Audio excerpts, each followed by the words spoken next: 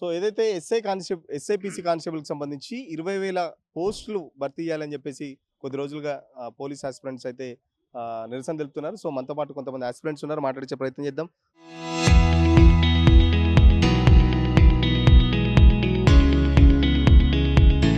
Brother ఏంటి government ఏమో 5,000 పోస్టులకు సంబంధించి నోటిఫికేషన్ అని చెప్పి లీక్‌లు ఇస్తుంది. మీరేమో ఏకంగా 20,000 డిమాండ్ చేస్తున్నారు. నిజంగా ఉందా మరి? నిజంగా 20,000 నోటిఫికేషన్ సంబంధించి ఖాళీలు ఉన్నాయా?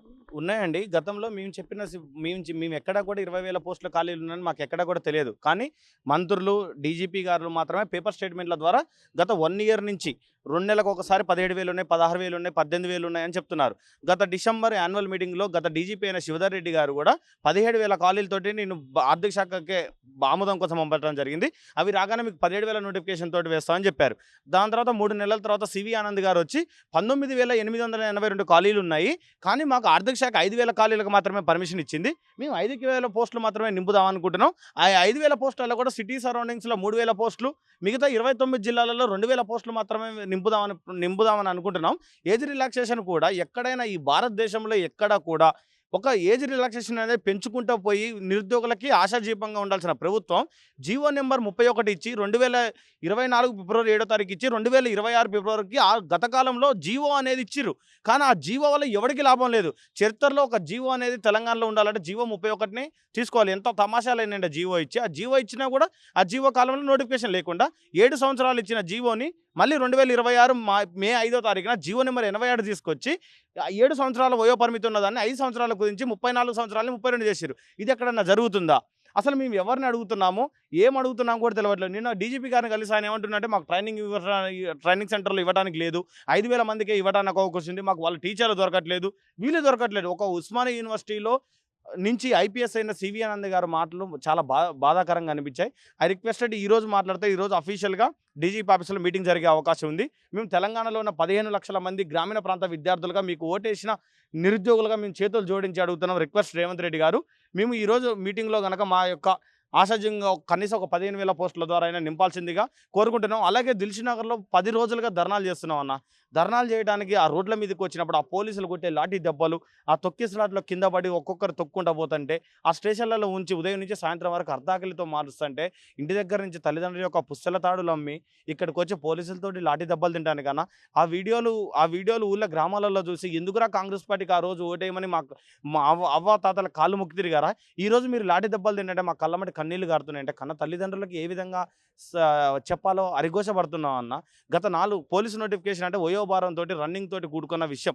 ఈ మినిస్టర్లను వచ్చి చూడకోనన్నా అన్న మాకు 32-35 సంవత్సరాలు ఉండాలని నిర్ణయించడానికి వాడేవాడన్నా. ఇదే మంత్రులకు కూడా ఇప్పుడు మంత్రులు ఎమ్మెల్సీ కూడా 35 సంవత్సరాలు దాటిన తర్వాత పొలిటీషియన్ బనికిరారంటే వాళ్ళ యొక్క పరిస్థితి ఏమిటన్నా? అంటే ఏజ్ రిలాక్సేషన్ సంబంధించి వేరే ఉద్యోగం లాగా కాదు కదా. పోలీస్ ఎస్ఐ అంటే కొంచెం ఫిట్నెస్ ఉండాలి. సో గవర్నమెంట్ అదే చెప్తుంది కదా. ఒకవేళ ఏజ్ రిలాక్సేషన్ కనుక చేస్తే మరి ఫిట్నెస్ సంబంధించి ఏం చెప్తారు మరి? దానికి కారణం ఎవరన్నా? నోటిఫికేషన్ లేట్ చేయడానికి కారణం ఎవరు? ఎవరి ఇయర్ వేస్తాం మేము జాబ్ ఎందుకు అడుగుతాం? గత 2022లో వచ్చింది, 2026 ఈరోజు స్టిల్ జూలై అంటే దాదాపుగా 4 సంవత్సరాలు కంప్లీట్ అయిన తర్వాత నోటిఫికేషన్ వేయకపోతే ఏజ్ పెరగకుండా ఏమన్నా తగ్గుతుందా? ఏజ్ పెరిగేదా? అందులో నువ్వు 2 సంవత్సరాలు ఏజ్ బెంచ్ ఇచ్చినప్పుడు జీవో ఇచ్చినప్పుడు అప్పుడే నోటిఫికేషన్ ఇచ్చుంటే మేము ఈరోజు జీవో అడగంగా మళ్ళీ ఏజ్ 35 సంవత్సరాలు వాళ్ళు ఇచ్చినప్పుడు అఫీషియల్ డేటా ప్రకారం ఎస్ఐకి 35 సంవత్సరాలు, కానిస్టేబుల్కి 32 సంవత్సరాలు. అంటే ఎస్ఐకి రన్నింగ్ అదే, కానిస్టేబుల్ రన్నింగ్ అదే. 35 సంవత్సరాలు ఎస్ఐకి రన్నింగ్ ఉరికినప్పుడు 32 సంవత్సరాల తర్వాత ఉన్నవాడు ఎందుకు ఉరకలేడు? వీళ్ళిద్దరు ఒకటే కదా, పోలీస్ డిపార్ట్మెంట్కేగా. అంటే 35 సంవత్సరాలు రన్నింగ్ చేస్తారు కానీ 33 సంవత్సరాలు వచ్చిన కానిస్టేబుల్ అభ్యర్థి పనికిరాడా కానిస్టేబుల్ ఉద్యోగానికి? ఇది ఎక్కడన్నా? అసలు వీళ్ళు వీళ్ళకి ఎవరు సలహాలు ఇస్తారో, సలహాదారులు ఎవరో, అసలు వాళ్ళకి జీతాలు ఎందుకు ఇస్తారో కూడా అర్థం కాని పరిస్థితి అన్న. అసలు జీరో నాలెడ్జ్ తోటి నోటిఫికేషన్ల గురించి మాట్లాడుతున్నారు. గతంలో 2016, 18, 22 నోటిఫికేషన్లలో ఎవరు అడగకపోయినా కావాల్సినంత ఏజ్ రిలాక్సేషన్, కావాల్సినంత పోస్టులు ఇచ్చారు. ఏనాడు ఒక గొడవ జరగలేదు అన్న. నేను ఒకటి చెప్తున్నా, పోలీసు అభ్యర్థులతో పెట్టుకున్న గత ఏ ప్రభుత్వాలు కూడా బాగుపడినట్టు చరిత్ర లేదు. 2009 అక్టోబర్ 9వ తారీఖు 14F ఫ్రీ జోన్ ద్వారా కాంగ్రెస్ ప్రభుత్వం అప్పుడే కేసీఆర్ గారు అమరనాథ్ దీక్ష కూర్చొని దాని ద్వారా కాంగ్రెస్ పార్టీ పతనమై 2014 తెలంగాణ వచ్చింది. 2022లో జీవో నెంబర్ 46 తీసుకురావడం వల్ల అదే బీఆర్ఎస్ గవర్నమెంట్ తన యొక్క ఉనికిని కోల్పోయే ప్రశ్నార్థకం చేసుకున్నది. ఈ రోజు కూడా రేవంత్ రెడ్డి అదే పోలీస్ అభ్యర్థులతో పెట్టుకున్నాడు. అంటే చరిత్రలో పోలీస్ అభ్యర్థులతో పెట్టుకున్న ఏ పార్టీ కూడా మనుగడ సాధించినట్టు లేదు. ఇది ప్రూఫ్ అయిన సిద్ధాంతం.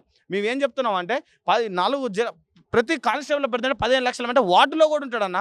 వార్డు నుంచి సిటీ వరకు కూడా ప్రతి ఒక్క అభ్యర్థి గ్రామ మూలాలలో ఉంటారు కాబట్టి ప్రతి ఒక్క అభ్యర్థులను కూడా దయచేసి పెట్టుకోకండి. సాయిబాబా టెంపుల్ అర్ధాకలతో బతుకుతున్నావు అన్న. అర్ధాకలతో బతికే మా యొక్క మీద నీ యొక్క ప్రతాపం ఏంది? నువ్వు ఇప్పుడు నువ్వు నోటిఫికేషన్ ఇస్తే 2 సంవత్సరాలు కంప్లీట్ అవుతుంది అన్న. ఈవెంట్స్, ప్రిలిమ్స్, మెయిన్స్, ఒక ఎన్ఐ ట్రైనింగ్ అని నీ పీరియడ్ కాలంలో 5,000 పోస్టుల కోసమా మేము ఈ నిరుద్యోగులు? 5,000 పోస్టులు కూడా మా యొక్క బ్యాక్లాగ్ పోస్టులు గత నోటిఫికేషన్లు ఇచ్చింది. అలాగే నువ్వు గ్రే హౌన్స్ రద్దు చేసి 2,500 పోస్టులను రద్దు చేసి మాకు రావాల్సిన 3,500 టీజీఎస్పీ పోస్టులను కూడా 500 పోస్టులకు కుదించినావు. మళ్ళీ ఆ 2,500 పోస్టులు కూడా 2 లక్షల ఉద్యోగాలలో కలిపేసుకున్నాడు. ఆల్రెడీ కానిస్టేబుల్ మరి వాళ్ళు గ్రే హౌన్స్ నుంచి క్లోజ్ చేసి టీజీఎఫ్ఎస్లో వేసుకొని ఆ 3,000 పోస్టులు కూడా 2 లక్షల ఉద్యోగాలు కనిపేసుకుంటూ అసలు తెలంగాణ విద్యార్థులు అమాయకులు అనుకుంటున్నావా? అసలు తెలివి తక్కువ వాళ్ళు అనుకుంటున్నావా? తెలంగాణని సాధించిన నిరుద్యోగుల యొక్క ఆత్మస్థైర్యాన్ని రేవంత్ రెడ్డి ఎప్పటికీ దెబ్బతీయలేడు. తెలంగాణలో ఉన్న విద్యార్థుల యొక్క పోరాటం నువ్వు కేసుల ద్వారా ఆపలేవు అని చెప్పి హెచ్చరిస్తున్నాను గవర్నమెంట్. మనతో పాటు మాట్లాడడానికి నిరుద్యోగ జేసీ లీడర్ జనార్దన్ ఉన్నారు. బ్రదర్, ఏంటి ఈ మధ్య కాలంలో ఎస్ఐపిసికి సంబంధించి ఎక్కువ హడావుడి చేస్తున్నారు? అంటే మిగతా ఉద్యోగాల గురించి మర్చిపోయారా, లేకపోతే నిరుద్యోగులు రావని డిసైడ్ అయ్యారా, ఏంది అసలు మరి? అట్లా ఏం లేదన్న. ఎందుకంటే ఇప్పుడు ఎస్ఐ ఉద్యోగాలు త్వరగా ఇవ్వడానికి అవకాశం ఉంది. ఎందుకంటే ఈ గవర్నమెంట్‌లో గాని కాదు, ఎప్పుడైనా గానీ క్రైమ్ రేట్ పెరుగుతుంది. బిఎన్ఎస్ఎస్ దాని ప్రకారం ఏం చూసినా నిన్న కాక మొన్న ఒక మంత్రుల పిల్లలే ఆడపిల్లల మీద అత్యాచారాలు చేస్తున్నారు. ఇలాంటివన్నీ జరుగుతున్న తరుణంలో సెక్యూరిటీ అనేది ఇంపార్టెంట్. మనకు 2011 జనాభా లెక్కల ప్రకారము వచ్చినటువంటి మనకు 80,000 పైచిలకు క్యాడర్ స్ట్రెంత్ అనేది ఉంటే ఇప్పుడు 60,000 పైచిలకే ఉంది. 20,000 దాదాపు రామారామ 20,000 ఖాళీలు ఉన్నాయి. కాబట్టి ఈ క్రైమ్ రేట్ పెరగడం, ఇప్పుడు మనకు రాష్ట్రంలో చూస్తే రోజు డిజిటల్ అరెస్టులు జరగడము.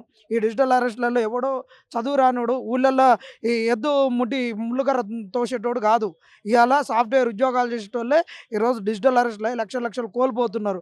ఏ విధంగా మనకు ఆర్థిక లావాదేవీలు నష్టాలు జరుగుతున్నాయి, వీటన్నిటిని అరికట్టడానికి మనకు పోలీసులు అవసరం. ఇప్పుడు పోలీసు కూడా మొన్న సెలెక్ట్ అయినటువంటి గ్రూప్ 1 ఆఫీసర్లకు కూడా గ్రౌండ్ యొక్క ట్రైనింగ్ను తగ్గించి క్లాసులు పెంచడం జరిగింది. ఈ తరుణంలో కంపల్సరీ మనకు పోలీసులు అవసరం. సురక్షితంగా తెలంగాణ ఉంటేనే మనకు క్యాపిటల్ ఇన్వెస్ట్మెంట్ వస్తుంది. తెలంగాణకు కాలి బిందెల తెలంగాణ, లంక బిందెల తెలంగాణ మారుతుంది. కాబట్టి ఈ తరుణంలో ఒక్కొక్కటి అడుగుతున్నాం. ఎందుకంటే ఇటు గ్రూప్ 1 వాళ్ళు అడిగితే, అటు గ్రూప్స్ వాళ్ళు అడిగితే, ఇంకొకళ్ళు ఏడబ్ల్యూలో అడిగితే ఏమంటారు తెలుసా? ఇగో ఈడొక బ్యాచ్, ఆడొక బ్యాచ్, పెయిడ్ బ్యాచ్లు ఉన్నారు, వీళ్ళ మధ్యన సైక్యత లేదనుకుంటారు. ఇంకా నెల రోజులైనా ఎస్ఐపిసి ఉద్యోగాలు వచ్చినాక గ్రూప్స్ గురించి అడుగుతాము. ఖచ్చితంగా బరాబర్ ఈ ఉద్యోగాలు వచ్చేంత వరకు ఈ ఉద్యమం ఇంతే ఉంటుంది. ఎవడు ఎన్ని లత్కోరగా లేదని అనుకున్నా మాకు సంబంధం లేదు. ఇంకొకటి ఏజ్ పెంపు గురించి మేము అడుగుతున్నాం అన్న. బరాబర్ ఏజ్ పెంపు. అవును, మరి వీళ్ళకు 34 ఏండ్లే అంటున్నారు మీరు. ఓకే, 34 ఏండ్ల వరకు తర్వాత ఉరకలేరు అంటున్నారు. మరి ప్రతి సంవత్సరం మీ పోలీసు యొక్క మాన్యువల్లో ఎవ్రీ ఇయర్ ట్రైనింగ్ చేసినట్టు వాళ్ళకి ట్రైనింగ్ ఇచ్చి ఫిట్ ఫర్ జాబ్ అన్నట్టు సర్టిఫికేట్ ఇచ్చి మీరు ఉద్యోగం చేయించుకుంటారు. మరి 60 ఏళ్ళకు రిటైర్ చేస్తున్నారు కదా. ఇలా డీజీపీ ఎప్పుడు రిటైర్ అవుతాడు?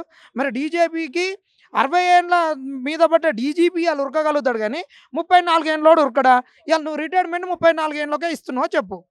34 ఏళ్ళకు ఫిట్ కాడు, మేము 34 ఏళ్ళకే మేము వీళ్ళని అన్ఫిట్ చేస్తున్నాం అంటే ఓకే.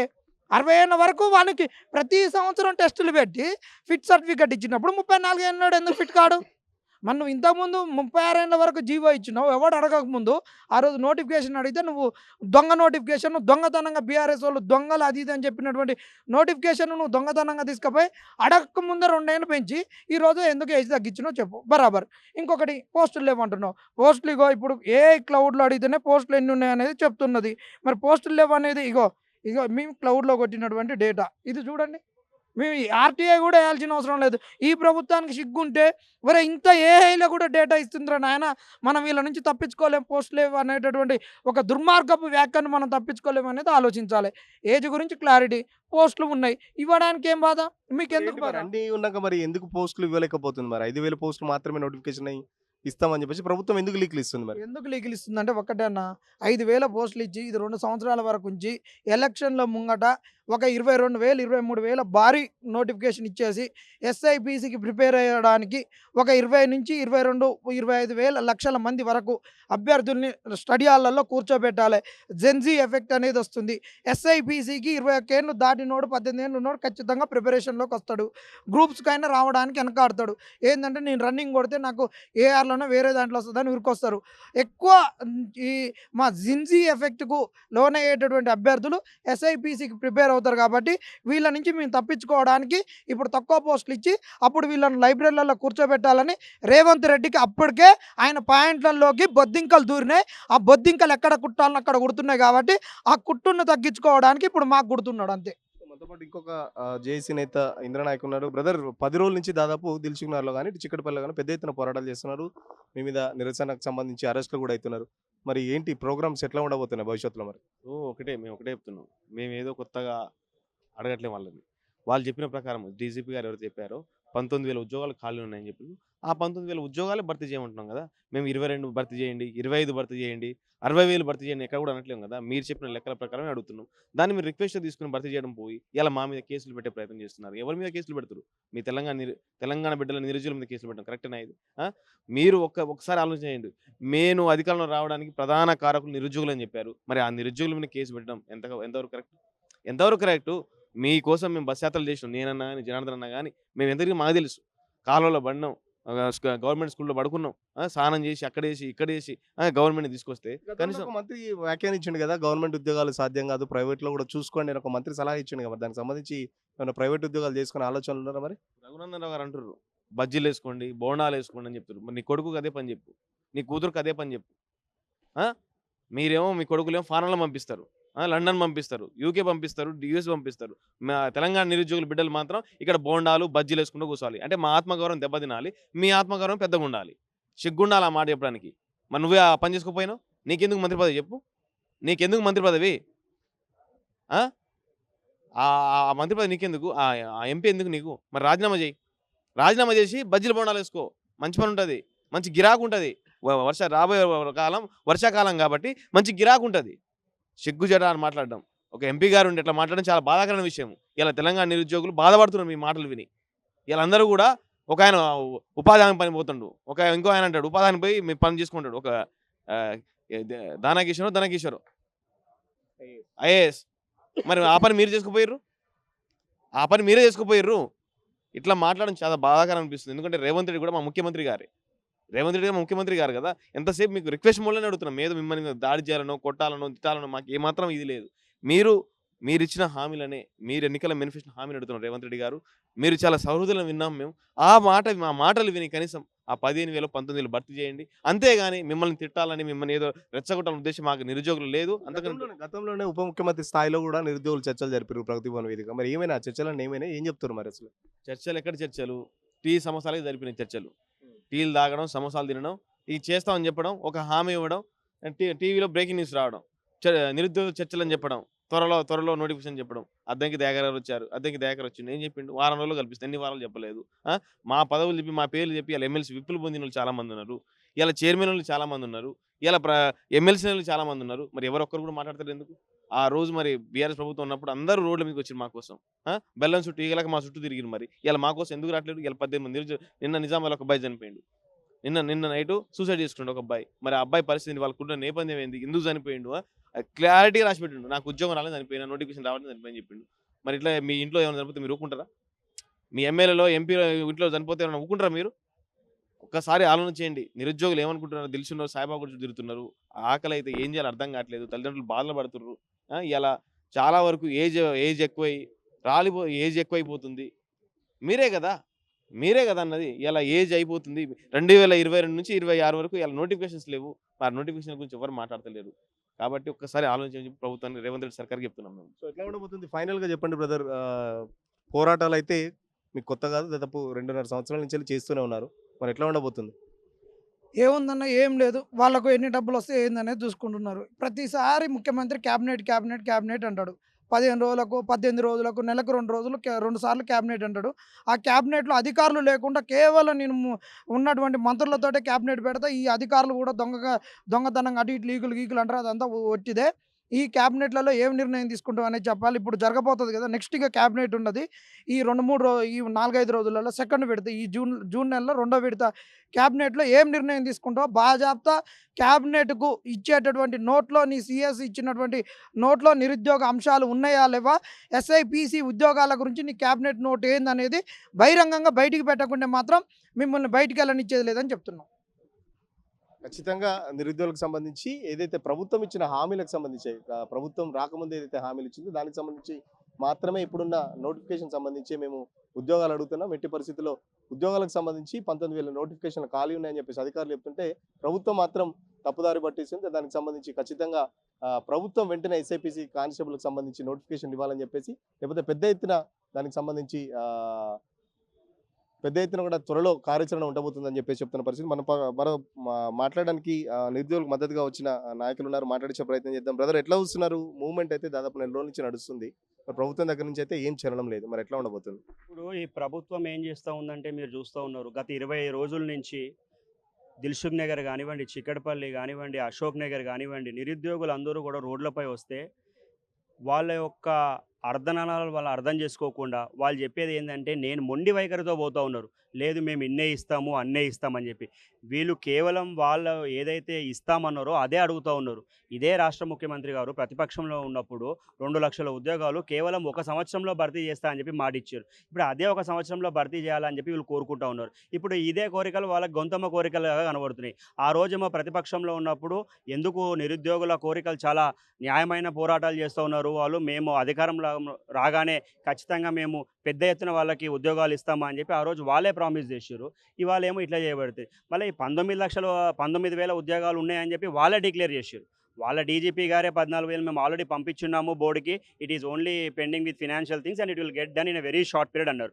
మళ్ళీ నిన్నగాక మొన్న హిందూ సమిట్లో ముఖ్యమంత్రి గారు మేము 5,000 ఉద్యోగాలు రిలీజ్ చేస్తున్నామని చెప్పి పోలీస్ రిక్రూట్మెంట్లో అని చెప్పి అతనే చెప్తా ఉన్నారు. సో ఈ కన్ఫ్యూజన్కి ఎవరైనా కారకులు ఉన్నారా అంటే వీళ్ళు మాత్రమే, పాలకులే దీనికి కారకులు అవుతూ ఉన్నారు. ఈ పాలకులు చెప్పే ప్రతి మాట కూడా వీళ్ళందరూ విద్యావంతులు.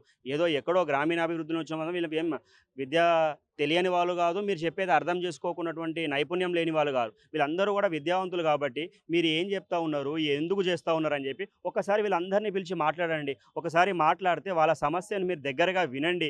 ఎన్నో సమస్యలు నేనున్నా అంటున్నారు కదా, ఇది చాలా పెద్ద బర్నింగ్ టాపిక్గా మారే అవకాశం ఉన్నది. కాబట్టి తెలంగాణలో నేను మరొక్కసారి మీ ద్వారా కూడా ముఖ్యమంత్రి గారిని వేడుకుంటా ఉన్నా, దయచేసి ఒక మీటింగ్కి కాల్ఫర్ చేసి ఆ మీటింగ్లో వీళ్ళందరినీ భాగస్వామ్యం చేసి మీ కష్టం ఏమున్నది, ఇగో నాకు ఇంత ఫీజిబిలిటీ ఉన్నది, ఇగో 19,000 నేను ఇవ్వలేకపోతున్నా, ఇగో ఈ నెల ఒక 10,000 ఇస్తున్నా, వచ్చే నెల ఒక 10,000 ఇస్తున్నా, ఆ ముందు నెల ఒక 10,000 ఇస్తున్నా అని చెప్పి మీరు దశల వారీగా ఇస్తున్నా అని చెప్పి అయినా వీళ్ళకి చెప్పండి.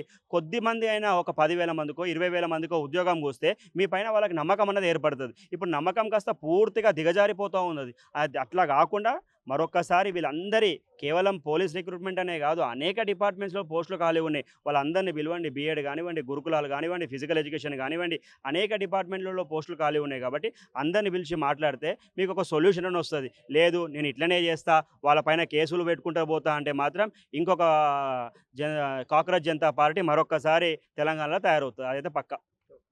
సో ఖచ్చితంగా ప్రభుత్వం ఏదైతే నిరుద్యోగులకు సంబంధించి చర్చలు జరపాలి. సో ప్రభుత్వంలో ఉన్న ఎస్ఐపిసి కానిస్టేబుల్కి సంబంధించి కాకుండా చాలా డిపార్ట్మెంట్లో ఖాళీలు ఉన్నాయి. అన్ని ఖాళీలు వెంటనే నిరుద్యోగులతో చర్చలు జరిపి వెంటనే కాకుండా నెలకు కొన్ని నోటిఫికేషన్లు ఇచ్చిన నిరుద్యోగులు చల్లబడే అవకాశం ఉందని చెప్పేసి ఆ నాయకులు కూడా చెప్తున్న పరిస్థితి. వీడియో జర్నలిస్ట్ గజపతో సురేష్, ఆర్టీవీ కోసం, హైదరాబాద్.